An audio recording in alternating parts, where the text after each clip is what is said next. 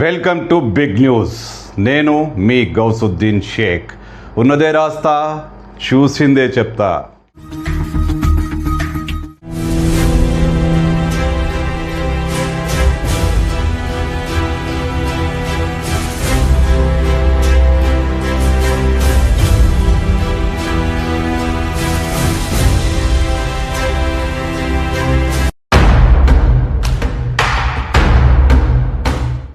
ఇది ఆశ్చర్యం కలిగించే వార్త.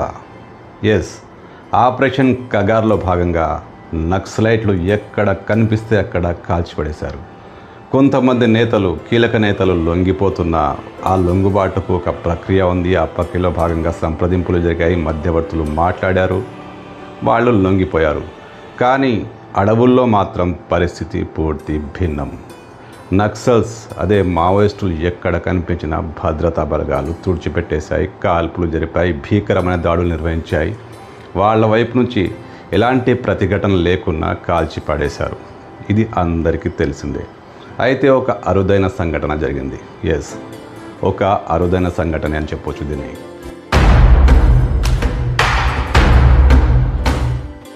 కొన్నాళ్ల క్రితం ఆసిఫాబాద్ అడవుల్లో నక్సల్స్ ఉన్నారని ఒక వార్త వచ్చింది. ఇంటెలిజెన్స్ వర్గాలు దీన్ని ధృవీకరించాయి, స్థానిక పోలీసులకు సమాచారాన్ని అందించాయి. వెంటనే కూంబింగ్ ప్రారంభమైంది. 20 మంది నక్సలైట్లు నిజంగానే ఆసిఫాబాద్ అడవుల్లో మకాం వేశారు. వాళ్లను భద్రతా బలగాలు, స్థానిక పోలీసులు చుట్టుముట్టారు. ఇంకా జరిగేదేముంది?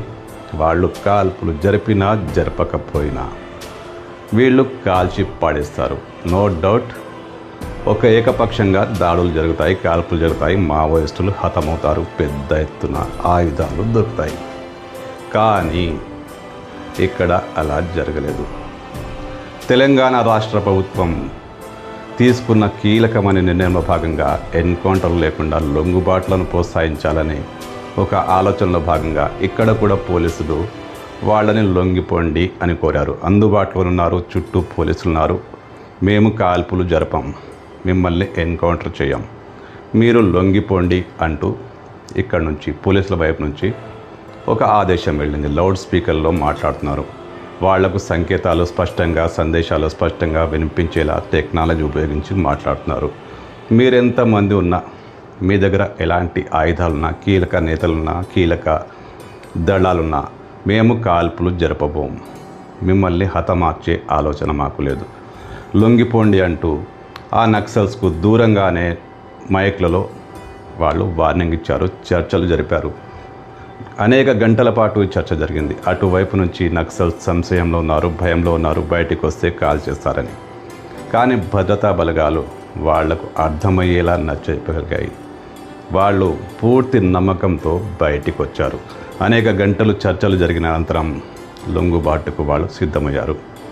వాళ్ళు బయటికి రాగానే పోలీసులు కాల్పులు జరపలేదు, ఎలాంటి ఒత్తిడి చేయలేదు. వాళ్ళ లొంగుబాటును స్వీకరించారు, వాళ్ళని సురక్షిత ప్రాంతానికి తరలించారు. ఎస్, ఇది నిజంగా జరిగింది.